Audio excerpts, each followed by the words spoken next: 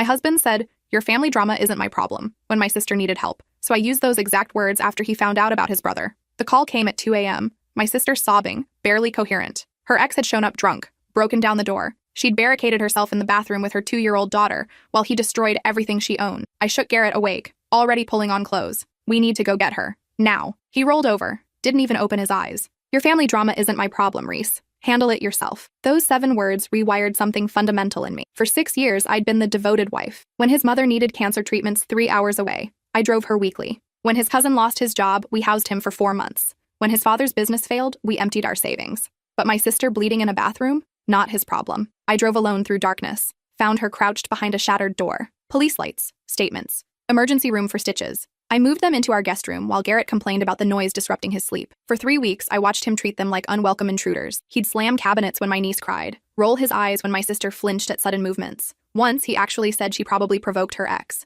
That's when I started noticing things. The password-protected phone, evening meetings that suddenly required cologne, unexplained hotel charges during his supposed golf weekends. I didn't confront him. I documented everything. Then his brother Nolan called, arrested for embezzlement, $400,000 from his company's pension fund. He needed bail money, a lawyer, somewhere to hide from the reporters camping outside. Garrett was frantic. "We have to help him. He's family." I sipped my coffee, scrolled through my phone. "Your family drama isn't my problem." His face went through several colors. "You can't be serious. This is different." "How exactly?" "He's facing prison. His kids will suffer." My sister faced death. Her kid was traumatized. "That's not the same." "You're right. She was actually a victim." He begged for 2 days straight. Called me heartless, selfish, vindictive. The same energy he couldn't muster when my sister needed shelter, he now poured into his brother's defense. I might have caved. Old habits die hard. But then I found the email. Not about his affair. Though yes, there was one. The email was from Nolan to Garrett, dated 3 months ago. About a joint investment account I'd never heard of. An account funded with money Garrett had been siphoning from our retirement. The same account Nolan had used for his embezzlement scheme. My husband wasn't just unsympathetic. He was complicit. I forwarded everything to the FBI's Financial Crimes Unit, then discovered something worse at our bank. The mortgage I thought we'd been paying? Garrett had refinanced without my knowledge, forging my signature. My grandmother's house now leveraged to fund their criminal enterprise. That evening, I served him divorce papers with his dinner. "You can't do this," he sputtered. "I need you. The investigation. Your family drama isn't my problem." He grabbed my wrist, hard enough to bruise. "You don't understand what you're doing. These people Nolan owes. They don't care who pays. Then you better figure it out." I moved my sister and niece into my grandmother's house that night, the one I was fighting to save. Garrett sent 47 texts. Threats, pleas, promises of change. Next morning, I woke to find my tires slashed. Security footage showed a hooded man, but I knew Garrett's build, his walk. Then my sister's ex was mysteriously released on bail. Anonymous benefactor. Garrett's text came at noon. "Reconsider your position." I was photographing the slashed tires when a black sedan pulled up. The man who emerged wore an expensive suit, a pleasant smile that didn't reach his eyes.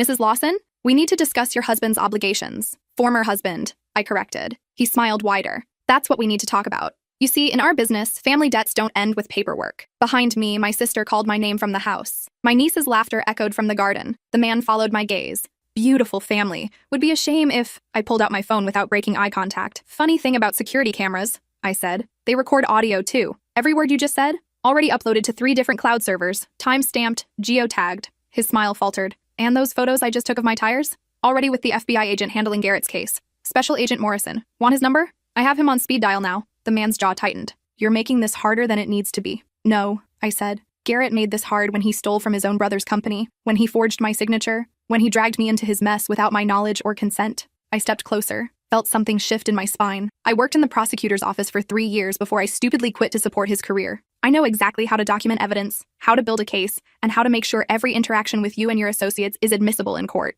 Behind him, a second car pulled up. My neighbor, Doug, retired police chief, stepped out with his German Shepherd. "Everything okay, Reese?" The man in the suit glanced between us. "We were just leaving," he said smoothly. "But Mrs. Lawson should know. Debts have a way of following people. So do federal investigations," I replied, "especially into loan sharking and extortion, which is what this conversation just became." He drove away, but I knew this wasn't over. That afternoon, I called a lawyer my old boss had recommended. Patricia Chen had a reputation for destroying powerful men who underestimated her. She listened to everything, made notes in sharp, angry strokes. "The mortgage fraud alone could get him 5 years, she said. "But with the embezzlement connection, we're looking at a RICO case. The FBI's already building something. What about the people he owes?" She leaned back, studied me. "How brave are you feeling?" Turns out, very brave. Or maybe just done caring about my own safety when my family was at risk. Patricia connected me with Agent Morrison, who'd been investigating Nolan's embezzlement. Apparently, Garrett's financial records had raised red flags, but they needed more. "We need someone on the inside," Morrison said. "Someone Garrett trusts." "He doesn't trust me anymore," No, but he needs you. The plan was simple. Terrifying, but simple. I'd meet Garrett wearing a wire and get him to talk about the money, about Nolan, about the people they owed. My sister begged me not to do it. What if something goes wrong? She said, pacing our grandmother's kitchen. What if they hurt you? Then they hurt me, I said. But at least you and Ivy will be safe. We met at the coffee shop where we'd had our first date 9 years ago. Garrett looked terrible. Unshaven, dark circles, hands shaking slightly as he stirred his coffee. Thank you for coming, he said. I didn't respond. Reese, I know I've made mistakes. Mistakes? I interrupted. You stole my inheritance. You helped your brother steal from hundreds of people. You forged my signature. I can explain, then explain, and he did. It started small, he claimed. Nolan had a sheer investment, needed seed money. Garrett convinced himself he was helping family, that they'd pay everything back before I noticed. But the investment was a scam. Suddenly, they owed dangerous people large sums of money. Nolan panicked, started stealing from his company. Garrett refinanced the house, thinking he could fix everything. I was trying to protect you, he said. By lying to me, by putting my family in danger, I had no choice. You had every choice. You chose to steal. You chose to forge documents. You chose to threaten me when I wouldn't save you from your own stupidity. His face hardened. Those men who came to the house? They're not playing games, Reese. They'll hurt anyone close to me. Anyone close to Nolan. Then maybe you should tell the FBI about them. His eyes widened. You're wearing a wire. I didn't move. He lunged across the table, grabbed my collar. The coffee cup shattered on the floor. People around us gasped, scattered. You stupid bitch, he hissed. Do you have any idea what you've done? 2 agents materialized from the counter, pulled him off me. I sat frozen, my shirt torn, coffee soaking into my jeans. Morrison helped me up. Got everything we needed, he said quietly. You did good, but I didn't feel good. I felt hollowed out. That night, curled up on grandmother's couch with my sister beside me, I finally cried. Not delicate tears. The ugly, choking kind that makes your whole body heave. I loved him, I whispered. I really loved him. My sister held me tighter. I know. How did I not see it? Because he's a liar. A really good one. She was right. Garrett had been performing for years. The devoted husband, the family man, all while stealing and lying and pulling me into his criminal web. The next few weeks blurred together. Garrett was arrested, charged with mortgage fraud, conspiracy to commit embezzlement, and obstruction of justice. Nolan got 20 years. The FBI dismantled the loan shark operation, arrested 14 people. The affair? His secretary, predictably, 24 years old, genuinely shocked when agents showed up at her apartment. He said you were separated, she told me later, crying in a courthouse bathroom. He said you didn't care. I almost felt sorry for her. Almost. The divorce took 4 months. Garrett tried to claim he deserved half of grandmother's house despite forging documents against it. The judge laughed in his lawyer's face. Your client committed fraud, forgery, and threatened his wife. He's lucky I don't hold him in contempt for wasting this court's time. I got everything. The house. What was left of our savings. His car, which I immediately sold. My sister's ex went back to prison for violating his restraining order. Garrett's attempt to bail him out became evidence of witness intimidation. Poetic justice. But justice doesn't fix everything. I still woke up at 3 a.m., and heart racing, checking the security cameras. Still flinched when cars slowed in front of the house. Still felt phantom fingers around my wrist where Garrett had grabbed me. My sister noticed. You need to talk to someone, she said one morning, watching me check the locks for the 3rd time. I'm fine. No, you're not. And that's okay. She was right. I wasn't fine. I started seeing a therapist who specialized in betrayal trauma. Dr. Brennan had kind eyes and didn't push when I couldn't find words. Trauma doesn't follow a timeline, she said during our first session. You'll heal when you're ready. Weeks turned into months. My sister enrolled in night classes, working toward her associate degree. My niece started kindergarten, made friends, stopped flinching at loud noises. We built routines, Sunday pancakes, Thursday movie nights, Saturday farmer's market. Small, normal things that felt revolutionary after years of chaos. I went back to work, took a position at a victim advocacy nonprofit, used my legal background to help other women navigate divorce, restraining orders, custody battles. Every time I helped someone escape, I healed a little more. 1 year after serving Garrett divorce papers, I stood in front of the courthouse where it all ended. The building looked smaller somehow, less intimidating. My phone rang. Unknown number. Reese Lawson? Speaking. This is Officer Patterson with the State Corrections Department. I'm calling to inform you that Garrett Lawson has been transferred to federal prison. His sentence was extended to 12 years for additional charges. 12 years.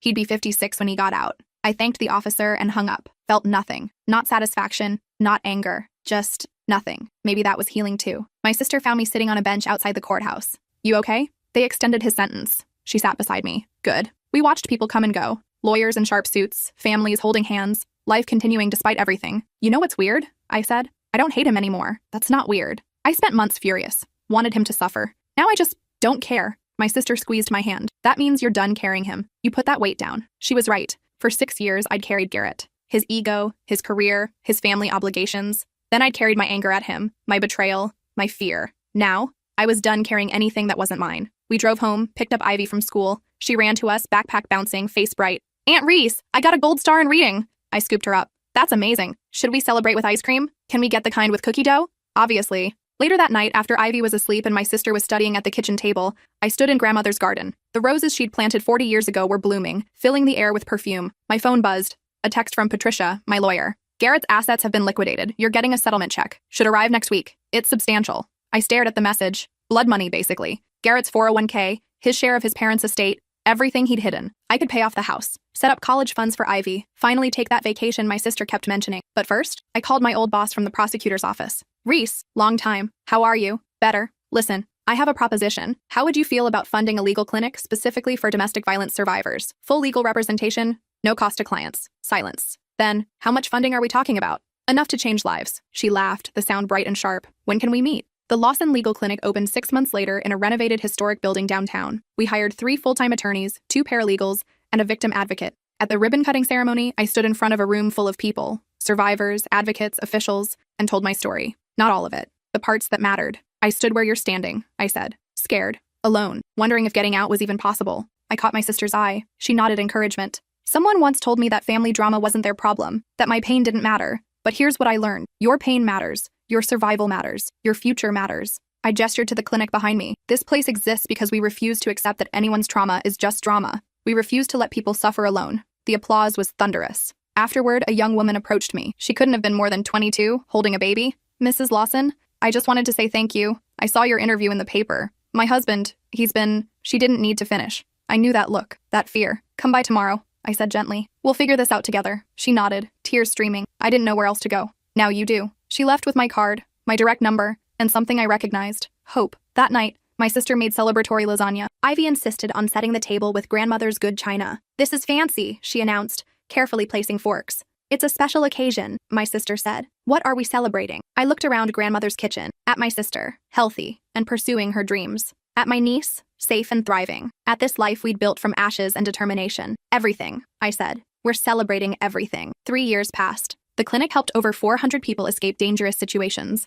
We expanded twice, hired more staff, started outreach programs. My sister graduated with her associate degree, then kept going. Bachelor's in social work. She joined the clinic staff using her own experience to help others. Ivy turned 8, joined soccer, developed an obsession with dinosaurs. I bought a small house near the clinic, kept grandmother's place for my sister and Ivy. Dated occasionally, nothing serious. Focused on healing, on building something meaningful. Then one morning I opened the clinic to find Garrett's mother sitting in the waiting room. I almost turned around and walked out. Reese, she said standing, please, just 5 minutes. I hadn't seen her since the divorce. She'd sided with Garrett naturally, called me vindictive, accused me of destroying her family. Now she looked old, tired. What do you want? To apologize. I laughed, bitter. Bit late for that. I know, but I need to say it anyway. She twisted her hands. When Garrett was arrested, I thought you'd set him up, that you'd exaggerated everything. I know what you thought. You testified for his defense. I was wrong. Her voice cracked. I visited him last month, first time in 2 years. He's different. Prison stripped away whatever mask he'd been wearing. And he told me everything. The real everything. Not just what he did to you, but to others. Women he'd manipulated, money he'd stolen, lives he'd destroyed. She wiped her eyes. My son is a monster, and I enabled him. I wanted to feel vindicated. Instead, I just felt exhausted. Why are you telling me this? Because I read about your clinic, about all the people you're helping, and I realized you turned your pain into something beautiful, while I turned mine into cruelty. She pulled an envelope from her purse. This is from Garrett's late father's estate. My portion. I want to donate it to the clinic. I stared at the check inside. 6 figures. I can't accept this. Please, it's blood money anyway. At least let it do some good. I thought about all the people we could help with this amount, the families we could save. I'll accept it on one condition. Anything. You volunteer here. 10 hours a week. You sit with survivors and hear their stories. You understand exactly what men like your son destroy. She flinched. I don't know if I'm strong enough. Neither did I. We figure it out anyway. She volunteered every Tuesday and Thursday for the next year. Listened to stories that broke her heart, held hands with women who reminded her of me. She never missed a shift. On her last day, she was moving to be near her daughter in Oregon. She hugged me. Thank you for letting me be part of this.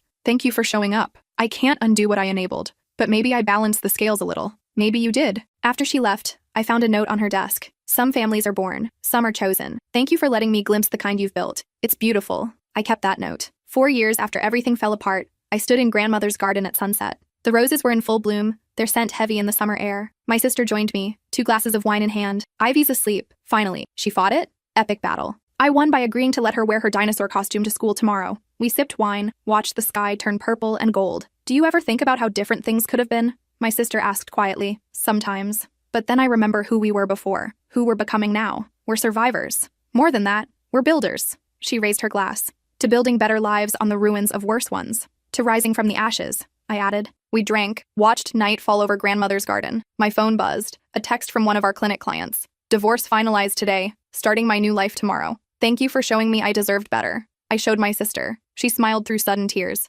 That's why we do this. That's why we survived. So others could too. We stayed in the garden until stars appeared. Talked about everything and nothing. Made plans for the future. Later, alone in my own house, I pulled out a box from my closet. Inside were remnants of my old life. Wedding photos. Anniversary cards. The promise ring Garrett gave me. I'd kept them, unsure why. Now I knew. I needed to see how far I'd come. The woman in those photos looked happy. She was happy in the way people are when they don't know better, when they haven't been tested yet. I wasn't that woman anymore. I was harder now, sharper, but also more real. I'd learned that love without respect is just pretty packaging around poison. That family isn't always blood. That sometimes the people who promise to protect you are the ones you need protection from. But I'd also learned that survival is a skill. That strength grows in broken places. That you can build something beautiful from ashes if you're willing to do the work. I threw the box away. Didn't need those memories anymore. 5 years after serving Garrett divorce papers, I received an invitation to speak at a national conference on domestic violence prevention. 2,000 attendees. Major media coverage. The night before my speech, I couldn't sleep. Kept rewriting my opening, questioning whether I had the right to represent anyone but myself. At 2 a.m., my sister called. Can't sleep either? How did you know? Because I know you. You're worried you're not enough, that your story isn't important. What if I fail everyone who's counting on me? Then you fail.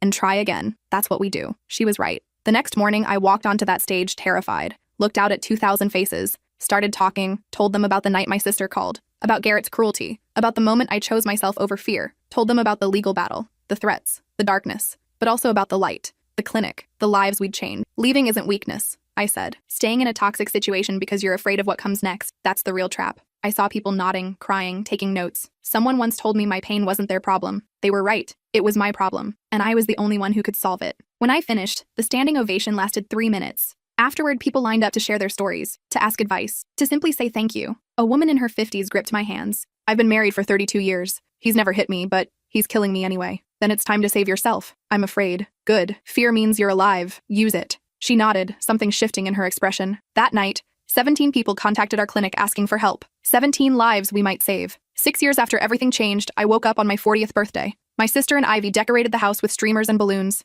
made pancakes shaped like numbers, sang off-key. You're old now, Ivy announced seriously. Thanks, kid, but the good kind of old, like dinosaurs. My sister laughed so hard she snorted orange juice. After breakfast, they gave me a present, a photo album. Inside were pictures from the last 6 years, the clinic opening, my sister's graduation, Ivy's soccer games, beach trips, holiday dinners, ordinary moments that felt extraordinary because we'd fought for them. The last page had a photo of the 3 of us in grandmother's garden, laughing at something I couldn't remember. Below it, in my sister's handwriting, family isn't who you're born to, it's who you choose to become. I cried. Happy tears this time. That afternoon, I drove to the cemetery where grandmother was buried, sat beside her headstone. Hey, Grandma. Sorry it's been a while. Wind rustled through the trees. I kept your house. Your roses are beautiful this year. And I finally understand what you meant when you said a woman's strength isn't in accepting things, but in changing them. I traced her name carved in stone. Thank you for showing me that, for giving me a foundation to build on, for believing I deserved better even when I didn't believe it myself. I stayed until sunset, telling her about the clinic, about my sister's accomplishments,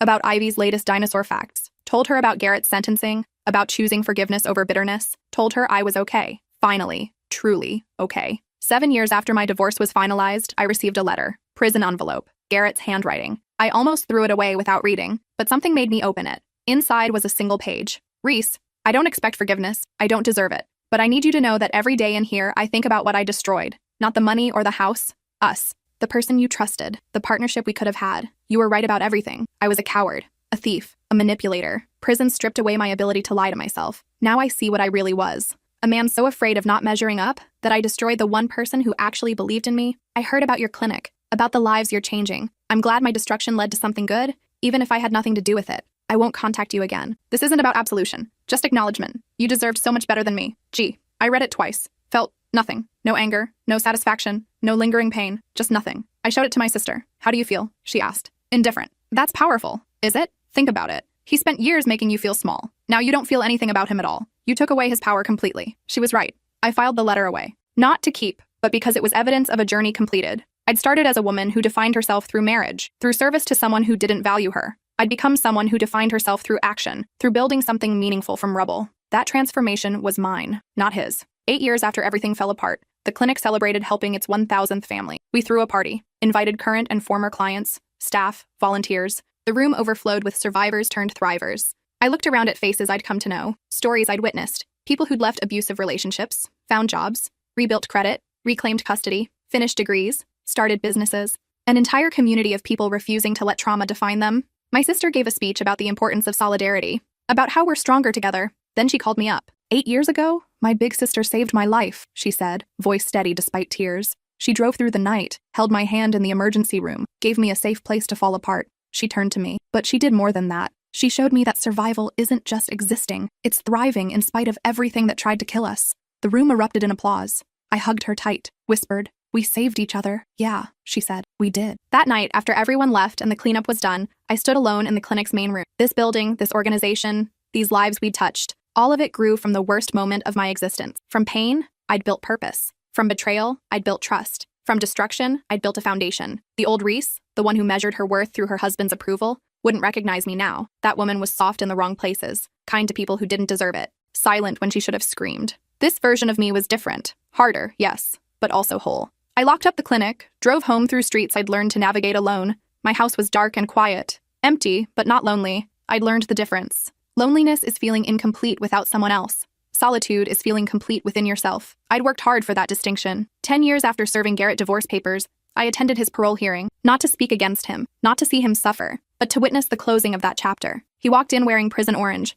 looking older than his 53 years. Gray hair, defeated posture. Our eyes met briefly. He nodded once. I nodded back. Nothing more needed. The parole board reviewed his case, his crimes, his rehabilitation efforts. They asked if he understood the harm he'd caused. "I destroyed lives," he said quietly. "My wife's, my brother's victims, my own family's. I blamed everyone but myself for years. But I did this. Me. And no amount of sorry will undo it." They asked about his plans if released. "I have a job lined up at a nonprofit. Minimum wage. I'll be living in a halfway house, paying restitution for the rest of my life." He paused. "I can't fix what I broke. But maybe I can avoid breaking anything else." The board deliberated privately. Granted parole, he'd be out in 60 days. As people filed out, Garrett approached me. Guards stood close. "Thank you for coming," he said. "I came for me, not you." "I know." He looked at the floor. "I heard about your work, the people you've helped." "Good." I wanted to say, "Don't." I interrupted. "We're not doing this. We're not having some redemptive moment where you apologize, and I grant forgiveness, and we both walk away healed." His jaw tightened. "Then why did you come?" "To remind myself why I left, to see the man I almost let destroy me reduced to exactly what he deserved, to close this door permanently." I turned to leave.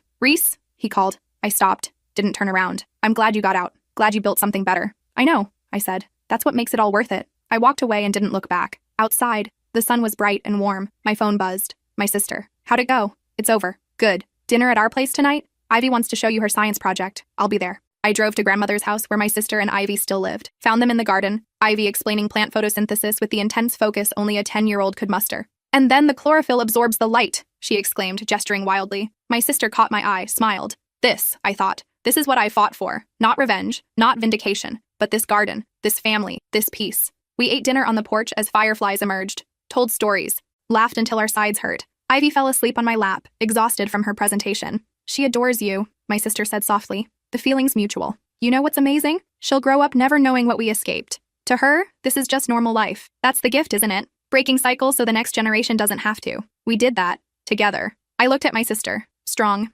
educated, thriving. Yeah, we did. Later, driving home, I thought about the woman I'd been a decade ago. Desperate to please. Willing to ignore red flags. Measuring my worth through someone else's approval. She'd been so afraid. Afraid of being alone, afraid of failing, afraid of the unknown, but she'd done it anyway. She'd left. She'd survived. She'd built something extraordinary. And in doing so, she'd discovered something crucial. The scariest moment is always right before you start. After that, it's just one foot in front of the other until you realize you've walked miles. 12 years after everything changed, I stood in front of a new building, the Lawson Center for Family Justice. We'd expanded beyond legal services. Now we offered counseling, job training, transitional housing, childcare, a full support system for people escaping abuse. The ribbon-cutting ceremony was packed. Local officials, donors, news crews, but most importantly, survivors. People who'd walked through our doors broken and emerged whole. When it was my turn to speak, I looked out at the crowd. Someone asked me once if I ever regretted leaving my marriage. I said, if I missed the stability, the partnership, the life I'd built. I paused, let the question hang. Here's what I told them. I don't miss the person who told me my pain wasn't his problem, but I'm grateful to him, because that single moment of cruelty led me here. To all of you. To this.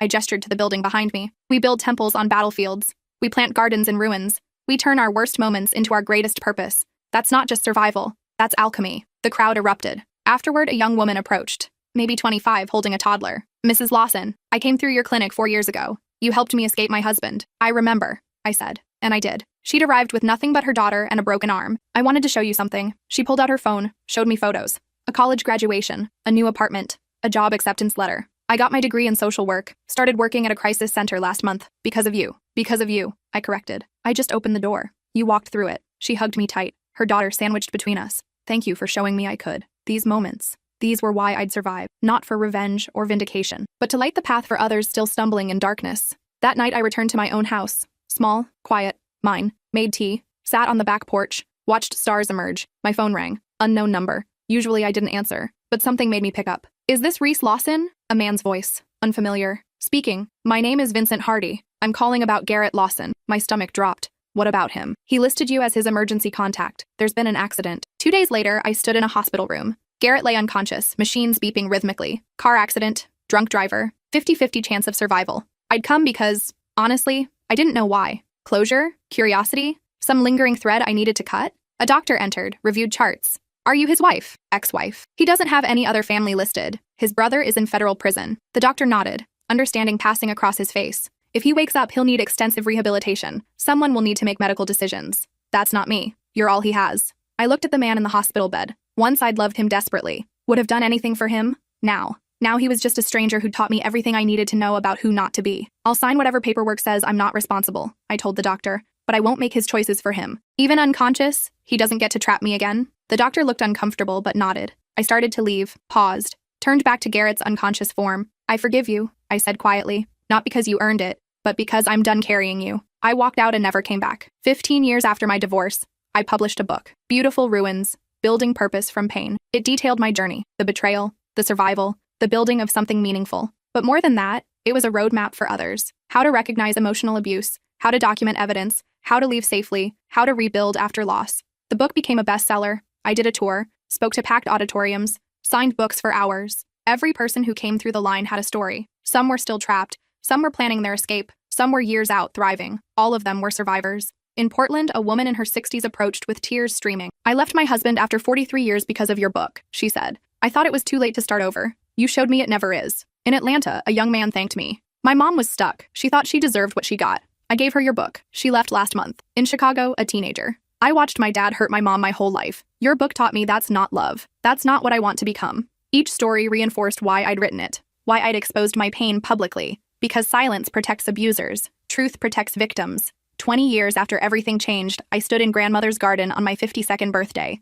My sister was inside making dinner. Ivy, now 22, was bringing her new girlfriend to meet us. The clinic had helped over 5,000 families. The center provided comprehensive services to hundreds more. My book had inspired 3 documentaries and a congressional hearing on economic abuse. I'd rebuilt my life so thoroughly that sometimes the old version felt like fiction. That scared girl who couldn't sleep without checking locks? She was still here. Always would be. But she didn't run my life anymore. I did. As the sun set, painting the sky in purples and golds, Ivy burst through the garden gate. Aunt Reese! She hugged me tight, her girlfriend hanging back shyly. This is Cameron, Ivy said, beaming. Cameron stepped forward, nervous. It's an honor to meet you, Ms. Lawson. Ivy talks about you constantly. Your work is incredible. Call me Reese. And thank you. We went inside where my sister had cooked enough food for an army. Around the table, we laughed and told stories. Cameron fit in instantly, her hand finding Ivy's under the table. After dinner, as we cleared plates, Ivy pulled me aside. Can I ask you something? Always. Do you ever regret how your life turned out? Like, if you could go back and change things? I thought about that woman 2 decades ago. The one who thought love meant sacrifice. Who stayed silent to keep peace. Not for a second, I said. Everything I survived led me here. To this family, this work, this life. I wouldn't trade it for anything. Ivy hugged me. I'm glad you survived. Me too, kid. Me too. That night, alone in my house, I opened a drawer I rarely accessed. Inside was a small box, the one I'd thrown away years ago but couldn't quite destroy. I pulled out the wedding photo, looked at that girl in white, smiling at a man who would eventually betray her. Thank you, I whispered to her, for being brave enough to leave, for refusing to accept less than you deserved, for saving us both. I put the photo back, not to forget, but to remember how far I'd come. 25 years after serving Garrett divorce papers, I received news that he'd died. Heart attack, 64 years old. His parole officer called, asking if I wanted to claim the body. No, I said simply. There was a pause. He wrote you a letter, years ago. Left it with me in case anything happened. Should I mail it? Burn it, I said. Whatever he needed to say doesn't matter anymore. Another pause. For what it's worth, he spent his last years volunteering, helping other men understand what they'd done to their families. He tried to be better. Good for him, I said, and meant it. Not because I forgave him, but because his redemption or lack thereof had nothing to do with me anymore. I hung up, sat with the news for a moment, felt peace. The chapter had truly closed. I called my sister. Garrett died. Oh, how do you feel? Free. She laughed softly. You've been free for 25 years. I know. But now it's official. We talked for an hour about everything and nothing. About Ivy's new job at a victim advocacy organization. About my sister's retirement from the clinic after 2 decades of service. About the granddaughter neither of us expected. About life continuing despite everything. 30 years after everything changed, I stood at the podium to accept a Lifetime Achievement Award for my work in family justice. The auditorium was packed. Thousands of faces. So many stories. So much survival. When I was 34 years old, I began. I learned that my worth wasn't determined by who loved me, but by who I chose to become when that love was stripped away. I told them the abbreviated version, the call at 2 a.m., the man who said my family drama wasn't his problem, the decision to leave, to fight, to build. That moment of cruelty became my catalyst, I said. It taught me that we don't have to accept other people's assessments of our value. We get to decide that ourselves. I looked out at the crowd. Every person in this room has survived something, has overcome, has rebuilt. You are the reason this work matters. You are the proof that survival is possible. The standing ovation lasted 10 minutes. Afterward, hundreds of people lined up to share stories, to say thank you, to simply be seen. The last person in line was a woman in her 80s. I've been waiting 60 years to leave my husband, she said. After tonight, I'm finally doing it. What changed? I asked. You said we get to decide our own value. I just realized mine is more than his cruelty. I hugged her tight. You deserve every good thing. So do you, she whispered back. Later, exhausted but fulfilled, I sat in my hotel room, looked at my phone, messages from hundreds of people, from my sister, from Ivy, from clients and colleagues and survivors, from people whose lives had been touched by work that started with one terrible night and one simple decision. I deserve better than this. That thought, that single moment of clarity, had sparked everything else. It had led me here, to this life, this purpose, this peace. I thought about the woman I'd been at 34, desperate, scared, convinced she couldn't survive alone. If I could go back and tell her one thing, it would be this.